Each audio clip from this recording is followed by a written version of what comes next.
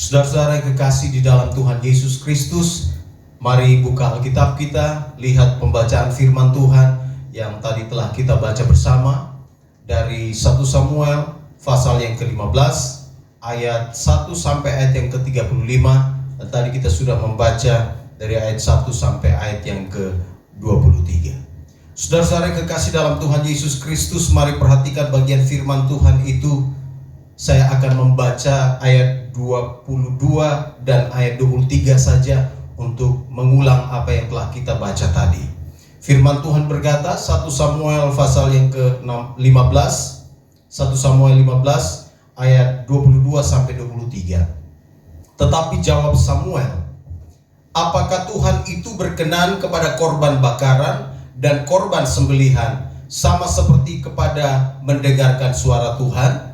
Sesungguhnya mendengarkan lebih baik daripada korban sembelihan, memperhatikan lebih baik daripada lemak domba-domba jantan. Sebab pendurhakaan adalah sama seperti dosa bertenung, dan kedegilan adalah sama seperti menyembah berhala dan terafim. Karena engkau telah menolak firman Tuhan, maka ia telah menolak engkau sebagai raja. Demikian pembacaan firman Tuhan bagi kita semua. Berbahagialah kita yang membaca firman Tuhan, merenungkannya dan melakukannya di dalam kehidupan kita hari lepas hari. Saudara-saudara yang kekasih dalam Tuhan Yesus Kristus, tema khotbah hari ini ialah ditolak Tuhan. Ditolak Tuhan. Perhatikan apa yang tadi sudah kita baca dan saya baca ulang di dalam ayat 23. Samuel berkata kepada Saul, karena engkau telah menolak firman Tuhan, maka ia telah menolak engkau sebagai raja. 1 Samuel 15 ayat 23 bagian B. Saudara, ketika kita bicara tentang ditolak, paling tidak enak kalau ditolak, betul gak? Kalau seseorang anak muda yang sedang kasmaran, sedang jatuh cinta, sedang menaruh hati kepada seseorang, lalu kemudian si laki-laki itu dengan berbagai macam cara, upaya, usaha, daya untuk menyatakan cinta kepada wanita impiannya itu. Lalu ketika saat-saat yang genting dan penting dia menyatakan cintanya, lalu wanita itu katakan, sorry, saya nggak suka sama kamu. Saya yakin ketika dia pulang dari pertemuan itu, pasti hatinya hancur sekali. Pasti dia akan gelisah sekali. Kalau dia normal, kalau dia laki-laki normal, pasti dia akan galau banget. Dan dia pulang, dia pasti akan cerita dengan orang-orang, mungkin sahabatnya, dia bilang, waduh tadi gue nembak cewek itu, tapi aduh kenapa ya. Saya tidak pernah bertemu dengan orang yang ketika dia berupaya untuk menyatakan hatinya, cintanya kepada seorang, waktu itu wanita itu menolak dia, lalu dia bilang, ya udah, kalau kamu nggak mau, ya udah. Adakah yang kayak gitu? Ada kan? Dia udah mau sekali, pengen sekali dengan wanita itu, pengen membangun hubungan dengan wanita itu, tetapi ketika dia menyatakan perasaannya, lalu wanita itu menolak dia, dan dia bilang, ya udah, nggak apa-apa, kalau kamu nggak mau, ya udah. Saya yakin tidak seperti begitu. Pasti ada perasaan yang luar biasa, galau, gelisah. Pasti ada perasaan yang campur aduk di situ. Pasti dia juga akan berpikir, kenapa sampai saya ditolak? Lalu kalau kita bicara tentang ditolak juga, kalau orang mencari pekerjaan, lalu ketika dia sudah kasih lamaran, dia sudah percaya bahwa dia sangat yakin bahwa pasti dia akan diterima di tempat kerja itu. Lalu kemudian ketika lamarannya itu atau suratnya itu atau CV-nya itu diberikan, lalu kemudian ada balasan dari pihak perusahaan atau dari tempat kantor atau tempat kerja bilang, sorry, kami tidak bisa menerima kamu karena bla bla bla dan seterusnya. Saya yakin pasti setiap orang yang mengalami itu punya hati pasti akan hancur, pasti. Saudara, ketika kita bicara tentang apa yang tadi saya katakan tentang ditolak, itu masih levelnya rendah. Kalau ditolak cinta atau ditolak seorang wanita, saudara mungkin besok 2 bulan kemudian bisa bertemu dengan seseorang, dan ketika saudara membangun hubungan, dan mungkin saja orang itu bisa terima lagi saudara. Begitu pula dengan mencari pekerjaan. Ketika saudara mencari pekerjaan di satu tempat, kemudian tempat itu tidak menerima saudara, mungkin saudara bisa pindah ke tempat yang lain, dan ketika saudara bawa CV dan saudara diterima, dan itu berbeda sekali. Tapi saudara perhatikan apa yang terjadi di dalam bagian firman Tuhan ini. Alkitab berkata kepada kita semua bahwa seorang yang namanya Saul itu ditolak oleh Tuhan. Ini luar biasa sekali. Kalau sudah ditolak oleh Tuhan, wah, ini situasi yang luar biasa menyedihkan. Perhatikan, coba kita lihat di dalam pasal 16. Nanti kalau saudara bisa baca firman Tuhan itu mulai dari pasal 13 kemudian sampai ke pasal yang ke-15, nanti saudara akan menemukan lebih jelas bagian firman Tuhan tentang Saul itu. Di dalam pasal 16, saudaraku yang kekasih, Alkitab berkata kepada kita semua di dalam ayat 1, berfirmanlah Tuhan kepada Samuel, berapa lama lagi engkau berduka cita karena Saul? Bukankah ia telah kutolak sebagai raja atas Israel? Isilah tabung tandukmu dengan minyak dan pergilah. Aku mengutus engkau kepada Isai orang Bethlehem itu, sebab di antara anak-anaknya telah kupilih seorang raja bagiku. Saudara, Saul itu diangkat menjadi raja. Saya jelaskan sedikit latar belakangnya supaya saudara mengerti, mulai dari pasal 13 sampai pasal 14, 15 dan seterusnya. Saul diangkat menjadi raja. Wah, ini dia kencang banget ya. Saul diangkat menjadi raja itu karena ada ketidakpuasan orang-orang Israel terhadap anak-anak Samuel. Anak-anak Samuel itu ada dua orang, namanya Yoel dan Abia. Nanti saudara bisa lihat di 1 Samuel pasal yang ke-8. Yoel dan Abia itu ketika diangkat menjadi hakim atas bangsa Israel, mereka tidak melakukan apa yang benar di mata Tuhan. Nanti saudara lihat di dalam pasal 8. Alkitab berkata bahwa Yoel dan Abia itu mengejar laba, menerima suap, dan memutarbalikkan kebenaran. Nanti perhatikan di dalam 1 Samuel 8 ayatnya yang kedua, nama anaknya yang sulung, maksudnya nama anak Samuel itu yang sulung ialah Yoel, dan nama anaknya yang kedua ialah Abia. Keduanya menjadi hakim di Beersheba.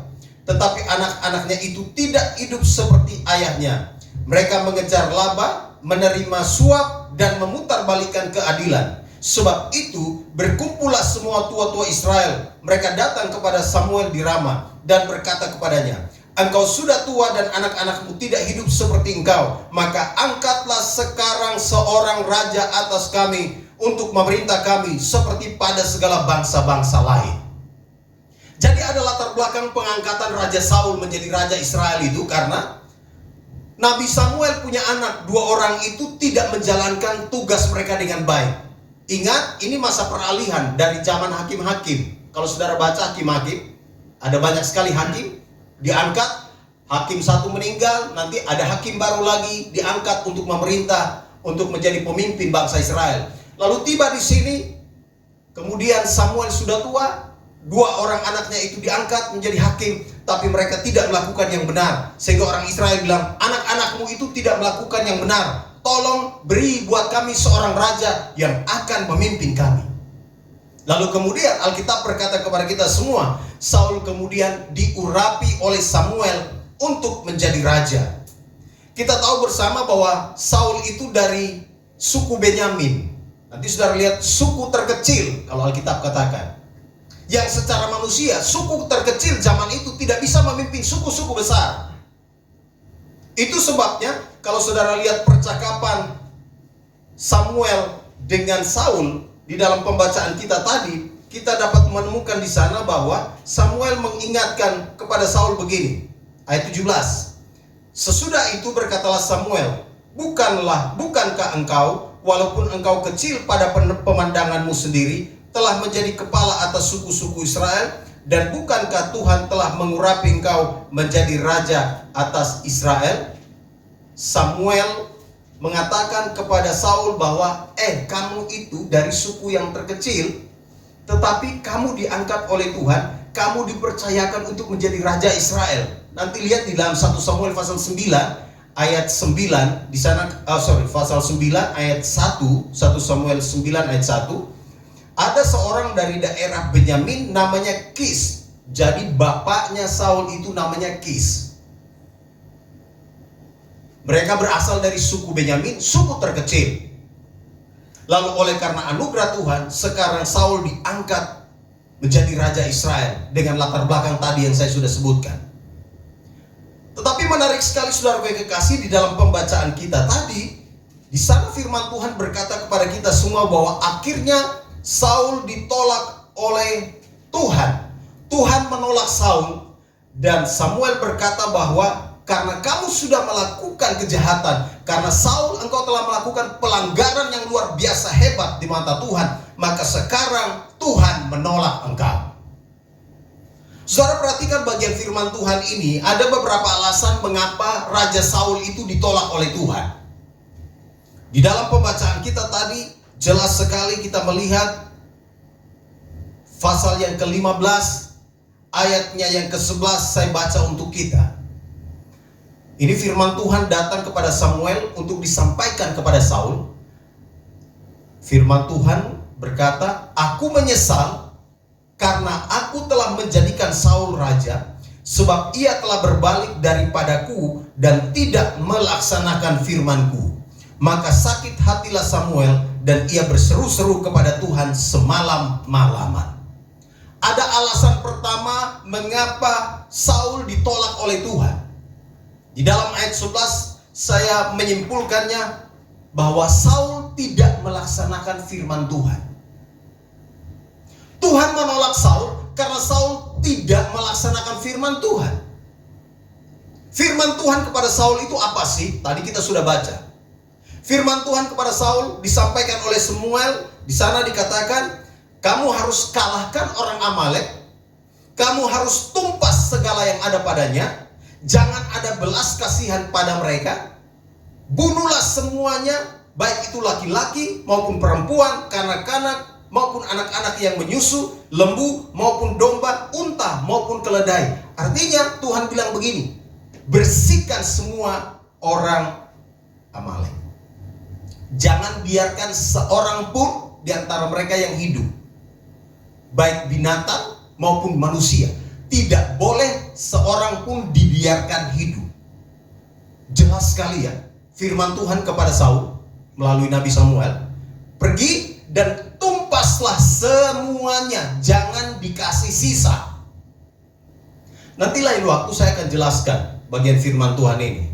Jangan kita berpikir, wah ini Tuhan ini jahat sekali ya. Kok Tuhan ini sepertinya tidak ada punya belas kasihan ya.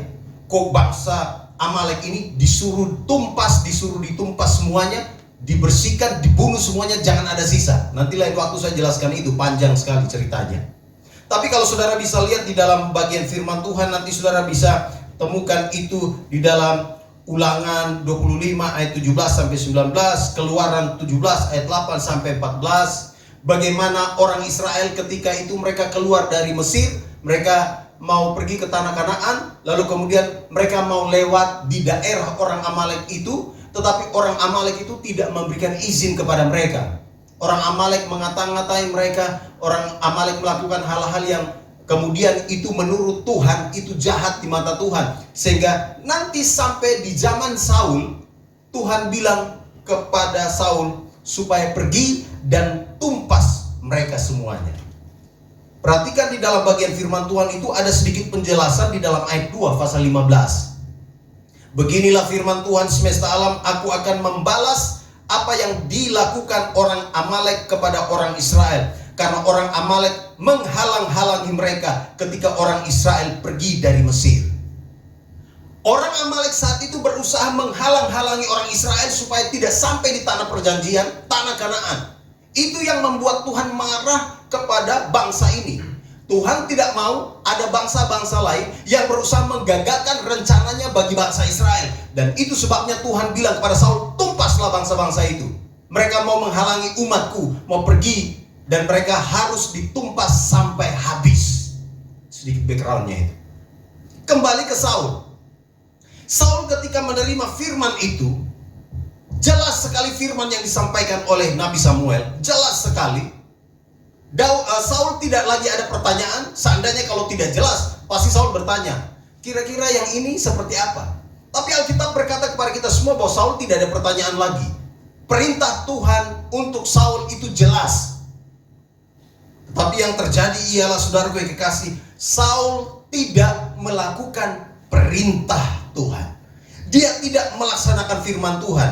Dan Alkitab berkata di dalam ayat 11 yang saya sudah baca tadi, bahwa Tuhan menyesal karena dia telah menjadikan Saul raja. Sebab Saul telah berbalik dan tidak melaksanakan firman-Nya, firman Tuhan. Saudara, kalau kita membaca bagian firman Tuhan ini, kita dapat menyimpulkan di sini bahwa Tuhan paling tidak senang dengan orang yang tidak melakukan firman-Nya. Lagu tadi bagus. Tuhan tidak hanya mencari orang yang bisa memuji Dia dengan mulutnya. Tuhan tidak hanya mau agar saudara dan saya menyanyi, mengagungkan Dia dengan kata-kata puji-pujian yang indah saja. Tetapi Dia mau agar kita melakukan firman-Nya. Saul ditolak Tuhan karena Saul tidak melakukan firman Tuhan. Hati Saul begitu keras. Itu sebabnya di dalam pasal 15 tadi, di dalam ayat 23, di sana dikatakan, sebab pendurhakaan adalah sama seperti dosa bertenung. Hati Saul, dia mendurhaka. Durhaka itu artinya apa sih? Durhaka. Anak yang durhaka. Durhaka artinya tidak menghormati. Tidak menghormati Tuhan. Melawan Tuhan. Orang yang tidak melakukan firman Tuhan sama dengan dia melawan Tuhan. Seperti yang dilakukan oleh Saul. Orang yang tidak melakukan firman Tuhan adalah orang yang memberontak kepada Tuhan. Maka Tuhan benar-benar serius menolak Saul. Perhatikan di dalam ayat itu. Karena engkau telah menolak firman Tuhan, maka Ia telah menolak engkau sebagai raja. Tuhan bilang kepada Samuel, untuk Samuel sampaikan kepada Saul, Saul ini saya sudah kasih semuanya untuk dia. Saya sudah beri buat dia jabatan sebagai raja. Saya sudah memberikan semua yang terbaik untuk dia. Tetapi dia tidak taat kepada firmanku. Karena itu sekarang aku menolak dia. Saudara, biasanya karena alasan-alasan tertentu, orang tidak melakukan firman Tuhan. Saya coba baca, coba selidiki apa yang dialami oleh Saul. Biasanya orang tidak melakukan firman Tuhan itu karena ada alasan-alasan tertentu. Dalam kasus Saul, mungkin Saul berpikir bahwa perintah Tuhan ini tidak menguntungkan saya. Perintah Tuhan ini tidak membawa dampak positif kepada saya. Apa untungnya sih? Saya disuruh pergi untuk menumpas semua orang-orang Amalek, lalu saya tidak dapat apa-apa. Karena pada zaman itu, kalau satu raja bersama dengan rakyatnya pergi menyerang kerajaan lain atau bangsa lain, biasanya mereka pulang itu bawa jarahan. Mereka pulang itu bawa semua yang terbaik. Itu menjadi milik mereka. Siapa yang ambil domba ya udah untuk dia. Siapa yang dapat kambingnya untuk dia. Semua itu mereka ambil menjadi upah mereka. Upah dari hasil di mana mereka menaklukkan bangsa atau orang-orang yang ada di sekeliling mereka. Dan mungkin Saul berpikir, oh kenapa ini perintahnya ini kok tidak bikin menguntungkan saya ya? Masa sih di sana semua binatang kita bunuh? Kita bawa pulang apa? Udah capek-capek pergi berperang, tidak bawa pulang apa-apa. Mungkin Saul berpikir seperti begitu. Mungkin rakyat bangsa Israel berpikir seperti itu. Sehingga akhirnya mereka tidak taat kepada perintah Tuhan. Kadang-kadang perintah Tuhan itu merupakan bagian dari ujian untuk saudara dan saya. Apakah kita taat atau tidak? Dan sampai di titik ini, Saul tidak taat. Dia tidak melakukan firman Tuhan. Dan akhirnya Allah menyesal. Saudara, waktu baca Allah menyesal, kata menyesal di sini bukan berarti Allah tidak tahu apa yang akan terjadi dengan Saul. Waktu Allah memilih Saul untuk menjadi raja, dia sudah tahu bahwa nanti Saul akan melakukan kekeliruan ini. Jadi kata menyesal di sini bukan berarti bahwa Allah tidak tahu. Saya coba memeriksa di dalam bahasa aslinya, kata menyesal di sini, aku menyesal di sini dipakai satu kata yang artinya nakam. Bahasa Ibraninya itu nakam. Nakam itu artinya Allah menyesal dalam pengertian dia berduka cita, dia bersedih karena Saul itu tidak melakukan perintahnya, padahal Allah sudah memilih Saul untuk menjadi raja dan Saul harus melakukan perintah-perintah Allah. Tapi karena Saul tidak melakukan perintah Allah, itu kata nakam itu artinya Allah berduka cita. Allah berduka cita secara dalam. Dia bersedih karena orang yang dia tempatkan untuk menjadi raja Israel itu tidak melakukan perintahnya, malah memberontak, malah melawan, malah tidak menghormati dia. Karena Saul tidak menghormati Allah, karena Saul memberontak kepada Allah, maka Allah berduka cita, Allah menyesal. Itu maksudnya. Kalau saudara dan saya tidak melakukan firman Tuhan, Allah menyesal, dia berduka cita, dia bersedih karena kita yang telah diselamatkannya itu tidak melakukan firman. Tidak melakukan firman Tuhan artinya menolak Tuhan. Karena seseorang menolak Tuhan, maka Allah bersedih. Dan karena Allah bersedih, maka Allah akan melakukan sesuatu kepada orang itu. Dan itu yang terjadi dengan Saul. Saudara-saudara kekasih di dalam Tuhan Yesus, perhatikan ini. Alasannya mengapa Saul ditolak oleh Tuhan, karena Saul tidak melakukan firman Tuhan. Yang kedua, perhatikan di dalam ayat itu, ayat 13 sampai ayat 14. Firman Tuhan katakan begini, ketika Samuel sampai kepada Saul, berkatalah Saul kepadanya, diberkatilah kiranya engkau oleh Tuhan, aku telah melaksanakan firman Tuhan. Tetapi kata Samuel, kalau begitu, apakah bunyi kambing domba yang sampai ke telingaku dan bunyi lembu-lembu yang kudengar itu? Mengapa Allah menolak Saul? Mengapa Saul ditolak oleh Tuhan? Yang kedua, karena Saul membohongi hamba Allah. Saul membohongi Samuel. Samuel sudah memberi perintah yang jelas kepada dia. Tuhan kasih perintah kepada Samuel, harus disampaikan kepada Saul. Samuel tidak tambah, Samuel tidak kurangin perintah itu. Samuel sampaikan apa adanya kepada Saul. Lalu Saul bilang, oke, saya akan pergi untuk menumpas orang-orang Amalek itu. Setelah Saul melakukan semuanya, dia datang, Samuel bertemu dengan Saul. Lalu Samuel bertanya kepada Saul, apakah kamu sudah melakukan semuanya? Saul bilang begini, diberkatilah kiranya engkau oleh Tuhan, aku telah melaksanakan firman Tuhan. Dia pikir Samuel nanti tidak tahu bahwa dia bohong. Kelihatan rohani sekali Saul ya. Dia bilang diberkatilah. Diberkatilah. Wah, diberkatilah kiranya engkau oleh Tuhan. Dia bilang, engkau Samuel, diberkatilah engkau oleh Tuhan. Samuel bilang, ada sesuatu ini.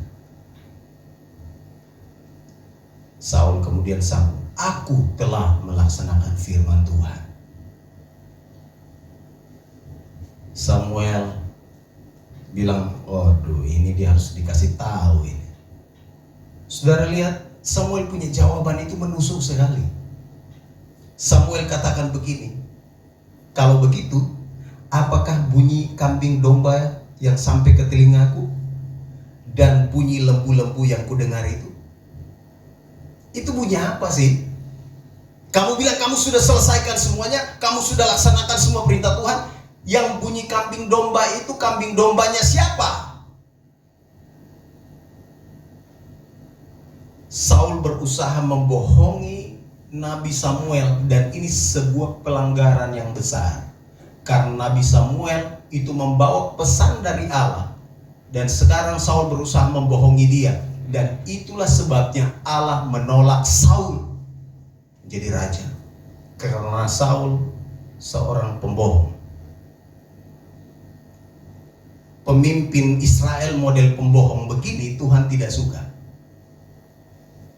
Tuhan mempercayakan tanggung jawab yang besar kepada Samuel untuk menyampaikan pesan kepada Saul. Lalu ketika pesan itu disampaikan kepada Saul, Saul dia mau lakukan itu, tetapi kemudian dia membohong, dia berbohong, dan ini yang menyebabkan Tuhan menolak Saul. Kadang-kadang mungkin kita ada di dalam situasi seperti ini ya. Kadang-kadang ketika kita berkata bahwa saya sudah melakukan firman Tuhan, tetapi ternyata kita tidak melakukan firman Tuhan itu full. Yang Tuhan mau ialah kita harus melakukan firman Tuhan itu full, tidak setengah-setengah. Dan itu menjadi masalah khusus buat Saul. Dia ditolak oleh Tuhan karena dia membohongi, dia berdusta, dia berusaha memutarbalikkan kebenaran. Perhatikan di poin ketiga yang saya akan jelaskan ini. Mengapa Saul ditolak oleh Tuhan? Perhatikan ayat 15. Jawab Saul, semuanya itu dibawa daripada orang Amalek, sebab rakyat menyelamatkan kambing domba dan lembu-lembu yang terbaik dengan maksud untuk mempersembahkan korban kepada Tuhan Allahmu, tetapi selebihnya telah kami tumpas. Saul ditolak oleh Tuhan karena Saul membela diri sekalipun dia salah. Tuhan paling gak suka dengan model pemimpin, model orang seperti begini. Udah salah masih bela diri, padahal salah nih. Lihat, dia bantah terus. Dia bantah terus Samuel, dia bantah terus Nabi Allah. Nabi katakan, itu kambing domba yang saya dengar suaranya itu dari mana sih? Lihat, jawab Saul, semuanya itu dibawa daripada orang Amalek. Dia seperti rasa tidak ada salah. Dia bilang, oke, semua itu dibawa dari orang Amalek, sebab rakyat menyelamatkan kambing dengan maksud untuk mempersembahkan korban kepada Tuhan. Pertanyaannya, Tuhan ada suruhkah mereka itu tumpas semua, lalu selamatkan yang gemuk-gemuk, lalu yang gemuk-gemuk itu dipersembahkan kepada Tuhan? Apakah Tuhan memerintahkan itu kepada Saul? Tidak. Tapi lihat, Saul ini balik. Dia berdalih. Samuel sudah tahu, sekarang dia sudah ketahuan kalau dia salah. Bagaimana caranya? Dia berkelit. Pandai sekali berkelit Saul ini. Dia berdalih lagi. Lalu dia bilang, kan itu diselamatkan, rakyat menyelamatkan kambing domba lembu itu, karena itu akan dipersembahkan sebagai korban kepada Tuhan. Rohani sekali ya. Rohani sekali Saul nih ngomong nih. Masa Nabi kamu tidak tahu? Kita kan perlu kasih persembahan kepada Tuhan. Kita sudah pulang perang, kita harus ada pengucapan syukur. Kan kita harus taruh korban-korban, kita harus sembelih itu di hadapan Tuhan. Maka rakyat menyelamatkan korban-korban itu supaya dipakai untuk mempersembahkan kepada Tuhan. Padahal perintahnya tidak begitu. Ini yang dibilang disuruh lain, bikin lain. Atau di dalam dunia olahraga bilang, latihan lain, main lain. Sudah diatur strateginya ini. Kalau orang main futsal ya, nanti kalau kamu ini begini di luar lapangan, iya.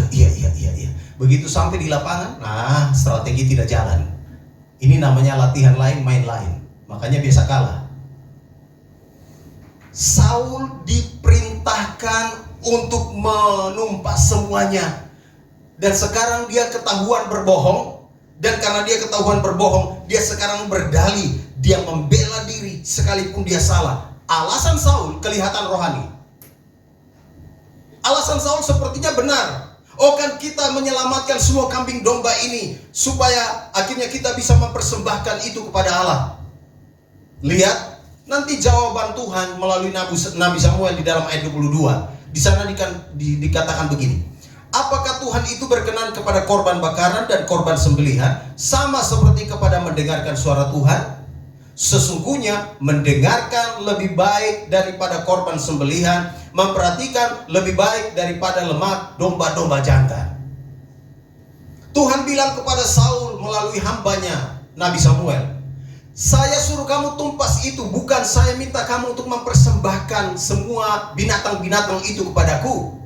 Mendengarkan itu lebih baik, memperhatikan itu lebih baik. Alkitab berkata, mendengarkan itu lebih baik, memperhatikan itu lebih baik.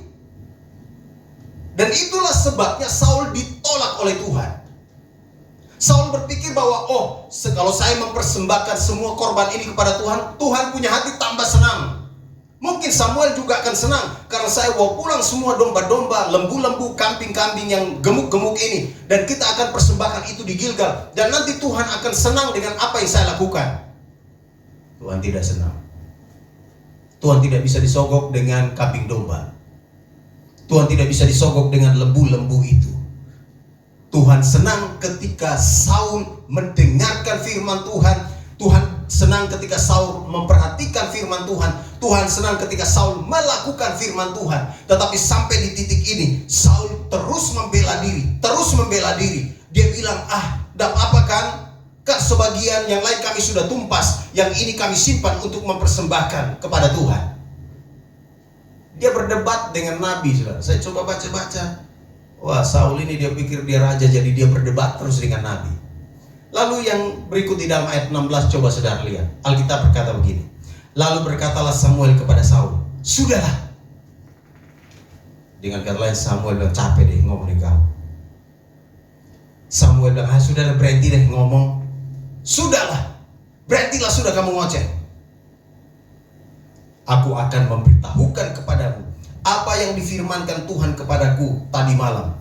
Kata Saul kepadanya, katakanlah. Saul berpikir nih, wah ini pasti datang firman yang bagus ini. Karena saya sudah mengalahkan orang-orang Amalek, karena saya sudah menumpas semuanya, dia berharap dia dapat firman yang baik. Karena dia punya niat juga mau mempersembahkan korban yang terbaik untuk Tuhan. Dia punya niat baik bersama dengan rakyat untuk mempersembahkan lembu-lembu yang gemuk-gemuk itu kepada Tuhan. Dia berpikir Tuhan berkenan. Dia berpikir Tuhan akan melakukan semuanya itu. Dan dia berpikir, pasti ini dapat firman yang baik untuk saya. Ternyata saudara lihat apa yang Tuhan katakan melalui Nabi Samuel itu. Mulai ayat yang ke-17. Sesudah itu berkatalah Samuel, bukankah engkau walaupun engkau kecil pada pemandanganmu sendiri telah menjadi kepala atas suku-suku Israel? Dan bukankah Tuhan telah mengurapi engkau menjadi raja atas Israel? Tuhan telah menyuruh engkau pergi dengan pesan, pergilah, tumpaslah orang-orang berdosa itu, yakni orang Amalek. Berperanglah melawan mereka sampai engkau membinasakan mereka. Mengapa engkau tidak mendengarkan suara Tuhan? Mengapa engkau mengambil jarahan dan melakukan apa yang jahat di mata Tuhan? Dia bantah lagi. Ayat 20, Saul berdalih lagi. Lalu kata Saul kepada Samuel, aku memang mendengarkan suara Tuhan. Dia bilang, saya dengar firman Tuhan, saya lakukan firman Tuhan, dan mengikuti jalan yang telah disuruh Tuhan kepadaku. Beraninya tidak melakukan firman Tuhan, tapi beraninya bilang, aku telah mendengarkan firman Tuhan dan aku telah mengikuti jalan yang telah disuruh Tuhan kepadaku, dan aku membawa Agag. Tuhan tidak suruh dia bawa Agag, tapi dia bilang, aku telah mengikuti apa yang Tuhan mau dengan membawa Agag. Perhatikan ini. Tetapi orang Amalek itu sendiri telah kutumpas. Saudara, kalau baca bagian firman Tuhan ini, kita melihat di sini karakter Saul sebagai seorang pemimpin. Dia benar-benar melawan Nabi Samuel. Dia benar-benar melawan Tuhan. Nabi Samuel bilang, kamu tidak dengarkan firman Tuhan kan? Kamu tidak melakukan firman Tuhan kan? Dia bilang, oh sorry, saya mendengarkan suara Tuhan. Saya melakukan semua yang terbaik untuk Tuhan. Saya mengikuti jalan yang telah disuruh Tuhan. Semua saya sudah lakukan. Orang model begini, ini yang paling tidak disenangi oleh Tuhan. Maka Saul ditolak oleh Tuhan. Udah salah, ngotot lagi. Pernah punya teman seperti ini? Yang udah salah kita kasih tahu dia, ngotot lagi. Menyebalkan ya kalau ketemu orang kayak gini.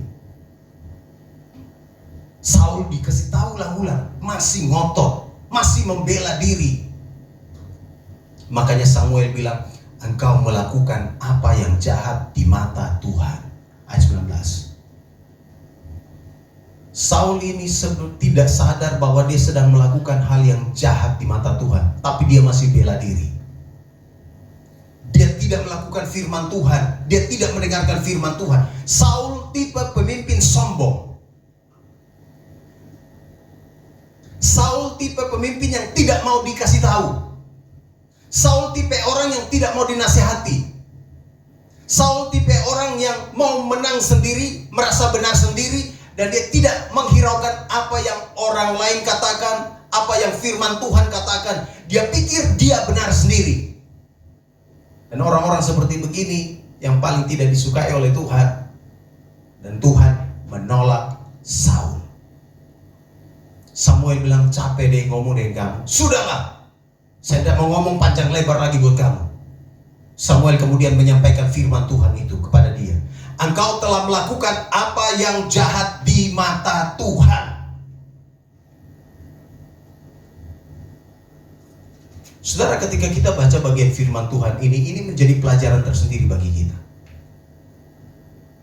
Seharusnya kalau kita melakukan sebuah kesalahan, kita datang kepada Tuhan, kita minta ampun, lalu kemudian kita melakukan semua lagi yang terbaik.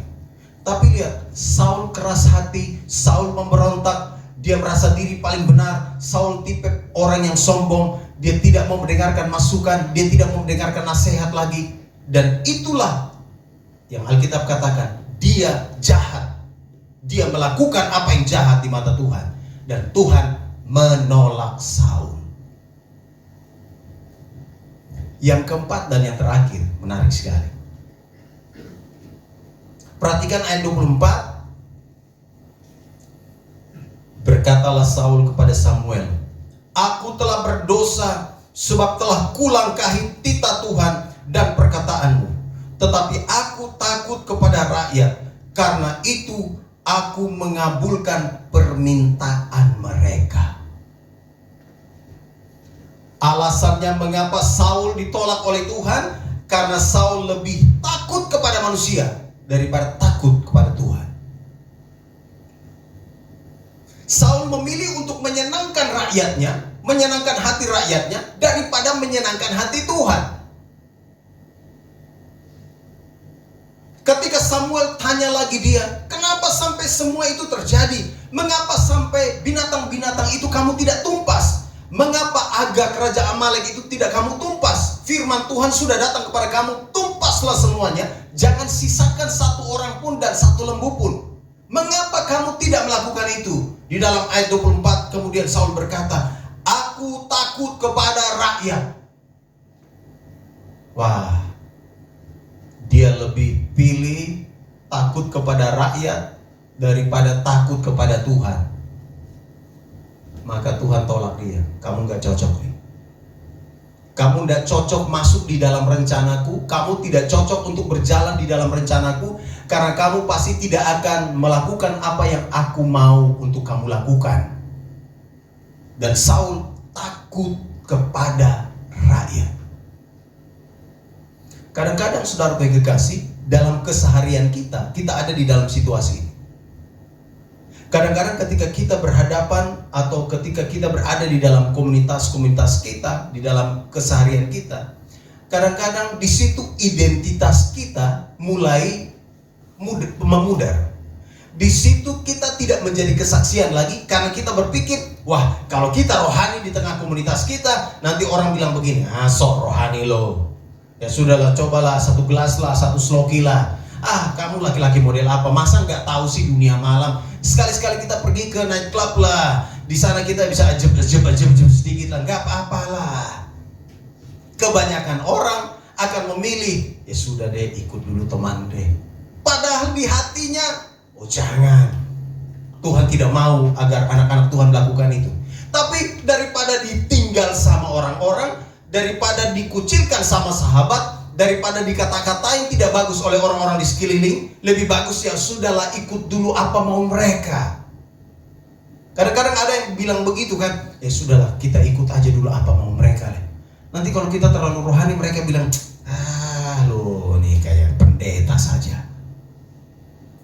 Saudara lihat Saul memilih untuk takut kepada rakyat. Saul lebih memilih takut kepada kata-kata orang, kata-kata manusia, daripada dia takut kepada Allah. Dan itu sebabnya Tuhan menolak dia. Saul ada di pilihan yang sulit, bukan?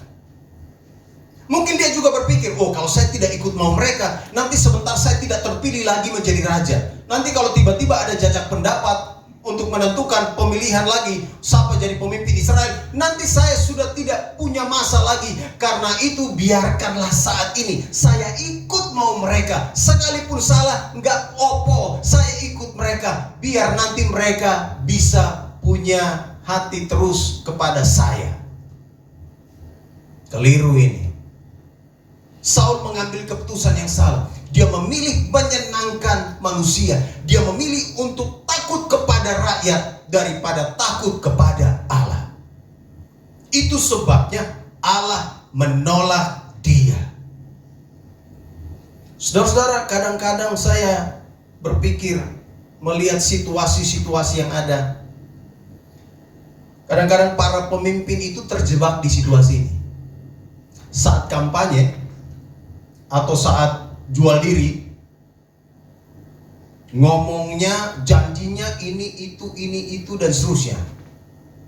Mau lakukan ini, mau lakukan itu dan seterusnya. Atau ketika dia berdoa, minta Tuhan, kalau Tuhan lakukan ini buat saya, kalau Tuhan sudah angkat saya menjadi sesuatu, kalau Tuhan sudah taruh saya sebagai pemimpin, saya akan lakukan ini, saya akan menyenangkan hatimu, saya akan takut kepadamu, saya akan hidup takut akan engkau. Tapi tunggu nanti selesai kalau dia sudah jadi. Kalau dia sudah duduk dulu di tahtanya. Kalau dia sudah dapat posisi itu, mulai lagi. Janji kampanye tidak dilakukan.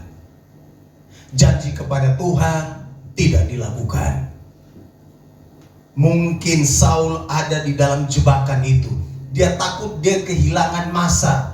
Dia takut dia kehilangan pamor. Karena itu dia memilih untuk lebih takut kepada manusia daripada takut kepada Tuhan. Itu sebabnya Tuhan menolak dia. Gak cocok ini. Tuhan yang punya bangsa Israel. Tuhan bilang saya akan ganti pemimpin ini. Ini pemimpin yang tidak cocok, tidak sesuai, tidak hidup takut akan Tuhan, tidak mendengarkan, tidak melakukan apa yang aku katakan. Tuhan katakan ini pemimpin saya akan ganti. Dan kalau Tuhan yang ganti, tidak ada yang bisa menahan orang itu untuk tetap ada di situ. Amin. Saudara lihat Tuhan akhirnya mengganti Saul. Alkitab berkata di dalam pasal 16 tadi, saya baca ulang ayat 1. Berfirmanlah Tuhan kepada Samuel, berapa lama lagi engkau berduka cita karena Saul? Bukankah ia telah kutolak sebagai raja atas Israel? Pasal 16 ayat 1. Isilah tabung tandukmu dengan minyak dan pergilah. Aku mengutus engkau kepada Isai, orang Bethlehem itu, sebab di antara anak-anaknya telah kupilih seorang raja bagiku. Tuhan bilang ini orang saya ganti. Pemimpin rohani juga begitu. Kalau seorang pemimpin rohani tidak melakukan apa yang Tuhan kehendaki, di posisi manapun, jadi gembala kek, jadi ketua apa kek, jadi ini kek, jadi itu kek, kalau dia tidak melakukan apa yang Tuhan kehendaki, Tuhan akan ganti dia. Karena yang punya pelayanan itu Tuhan, Tuhan pasti ganti dia. Tuhan yang punya bangsa Israel. Saul berpikir dia sudah jadi raja, jadi dia pikir dia bisa bisa berkuasa, dia berpikir bahwa dia akan tetap bertahan di takhta itu. Tuhan bilang, tidak, saya akan ganti. Dan Tuhan mengganti Saul dengan Daud. Kalau Tuhan sudah menolak Saul, maka dengan cara apapun Saul tidak bisa bertahan di posisinya. Kalau Tuhan sudah menolak seorang pemimpin rohani, dengan cara apapun dia tidak bisa bertahan di posisi itu. Dan Tuhan akan mencari orang lain untuk menggantikannya. Dan Tuhan punya cara untuk mengganti Saul. Saudara-saudara, ini menarik sekali ketika kita bicara tentang ditolak Tuhan. Saul ditolak Tuhan karena dia melakukan banyak sekali kesalahan. Ada hal menarik yang lain yang kalau saudara lihat di dalam pasal yang ke-13, saudara, saya baca bagian itu. Saul satu kali juga melakukan kesalahan ketika orang Filistin datang menyerang, mengepung orang Israel. Lalu ketika mereka dalam keadaan terjepit, pasal 13 ayat 6, 1 Samuel 13 ayat 6, ketika orang Filistin datang dan orang Israel terjepit, rakyat mulai berdesak-desakan. Kemudian Saul menunggu 7 hari lamanya. Samuel katakan, tunggu 7 hari saya datang, saya akan mempersembahkan korban, lalu kemudian kamu akan pergi dan berperang. Saul menunggu 7 hari, dia tidak cukup sabar untuk menunggu itu, karena Samuel belum datang. Lalu kemudian dia bilang, sini, bawa semua korban bakaran dan korban keselamatan itu, saya akan mempersembahkan itu. Kemudian dia mengambil korban itu dan dia mempersembahkan di hadapan Tuhan. Setelah itu Samuel datang. Samuel bilang, kenapa kau melakukan hal bodoh seperti ini? Di dalam pasal 13 ayat yang ke-13, Samuel berkata, kata Samuel kepada Saul, perbuatanmu itu bodoh. Engkau tidak mengikuti perintah Tuhan Allahmu yang diperintahkannya kepadamu. Sebab sedianya Tuhan mengokohkan kerajaanmu atas orang Israel untuk selama-lamanya. Tetapi sekarang kerajaanmu tidak akan tetap. Tuhan telah memilih seorang yang berkenan di hatinya, dan Tuhan telah menunjuk dia menjadi raja atas umatnya, karena engkau tidak mengikuti apa yang diperintahkan Tuhan kepadamu. Saul melakukan tindakan bodoh, dan karena itu dia ditolak oleh Tuhan. Dia tidak melakukan apa yang Tuhan perintahkan. Dia tidak cukup sabar untuk menantikan hamba Tuhan yang namanya Nabi Samuel itu untuk mempersembahkan korban. Ini orang tidak tahu diri. Nabi punya tugas juga diambil. Tugas mempersembahkan korban ini harusnya Nabi Samuel. Dia tunggu Nabi tidak datang, ya sudah dia lakukan saja. Dan karena itu Saul ditolak oleh Tuhan. Saudara, penerapan praktis untuk kita itu seperti apa sih?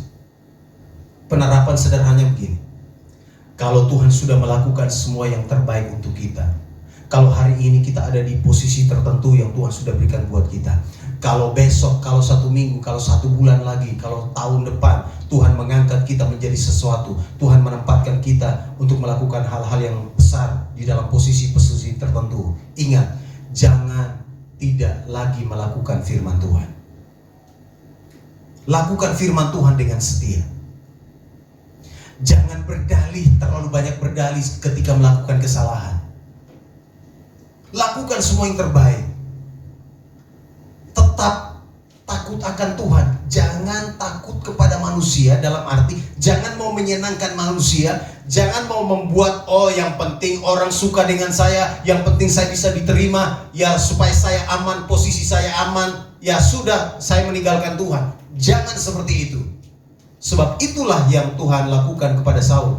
Dia menolak Saul karena Saul lebih memilih untuk menyenangkan hati orang, menyenangkan orang-orang di sekelilingnya daripada menyenangkan Tuhan. Kiranya firman Tuhan hari ini mengingatkan kita. Pelajaran penting tentang bagaimana Saul ditolak oleh Tuhan harusnya menjadi awasan bagi kita, supaya di dalam perjalanan hidup kita hidup menyenangkan hati Tuhan.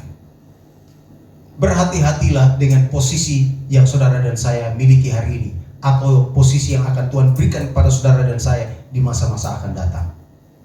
Jangan ketika kita sudah ada di posisi itu, kita mulai berkata, saya tidak mau lakukan firman Tuhan, setengah saja yang saya lakukan, yang lain saya nggak mau lakukan. Berhati-hatilah. Sebab jika demikian, pada waktunya semua yang kita miliki itu akan diambil daripada kita. Seperti Saul, jabatannya diambil daripada dia. Dan nanti saudara lihat di akhir kisah Saul, dia mati dengan cara yang mengenaskan. Dalam pertempuran yang sangat hebat, Saul meninggal dengan cara yang mengenaskan. Itu akibat dari Tuhan